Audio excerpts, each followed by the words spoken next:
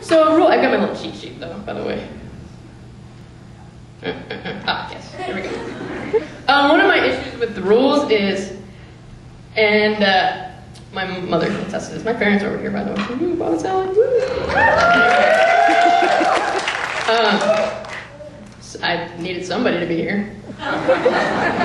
So anyway, so driving to work, or from work, I don't care if it takes me 15 minutes or 30 minutes. Like the time doesn't bother me. I'm not an impatient person. And it's it's 6 1 half dozen the other in terms of like, okay, I get to work, that's fine.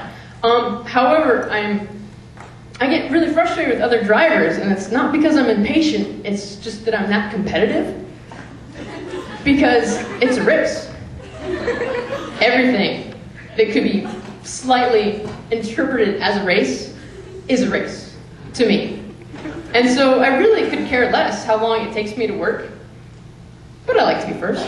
I like to beat people. I like to win, if you will. And that's just who I am. When I was really little, and I've always been super, super competitive, and my brother has like not a competitive bone in his body, my dear older brother. And so we would be, it was always a real hassle for my folks to get me, to get my pajamas on, to get ready to go to bed and that kind of thing.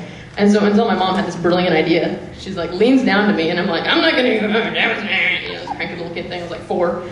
She's like, I bet you can't beat your brother. I am gone, like a shot, to my room, clothes off, pajamas on, they're all crooked, back in the living room, and my mom is trying to shove my brother toward his room. He's like, I don't care. I was like, at least try, at least look like you're trying. And that worked for so long. I had no clue. My brother would be like, whatever, and I'd just be like, I win! What do you win? Absolutely nothing, but I won! And that's all that matters.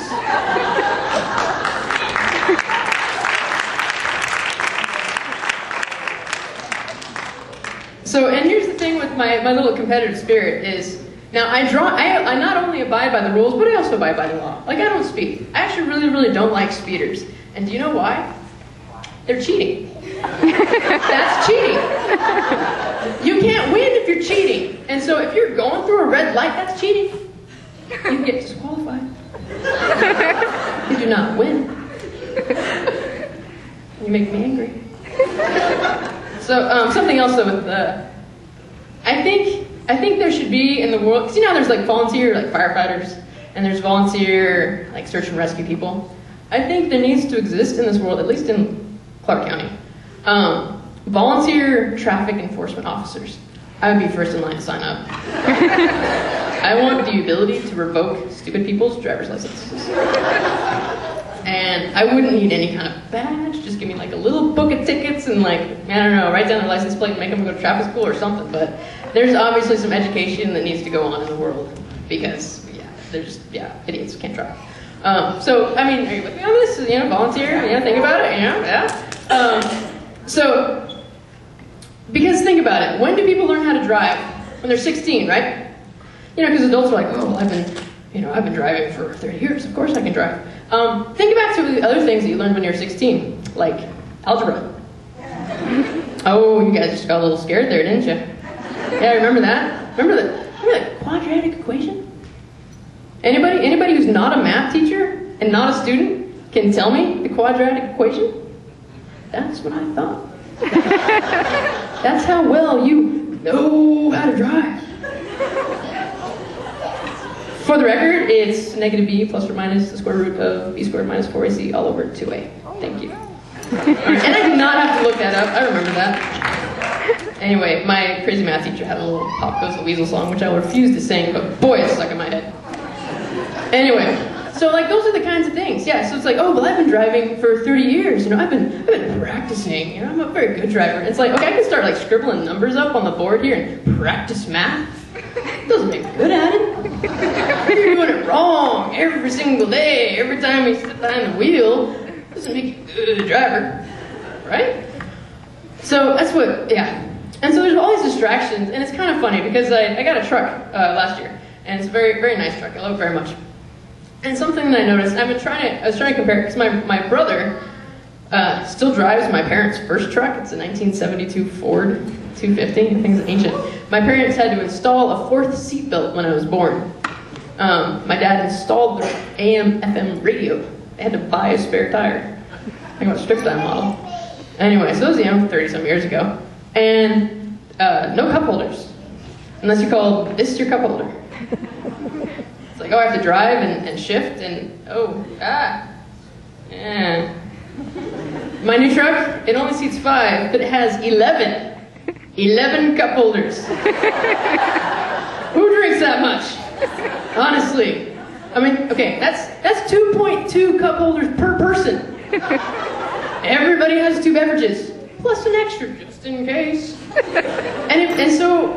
And you wonder why we're like a morbidly obese like nation. And it's like, so I've got my I've got my Wendy's Frosty. And I've got my slushie from 7-Eleven. And I've got my little milkshake from Burgerville.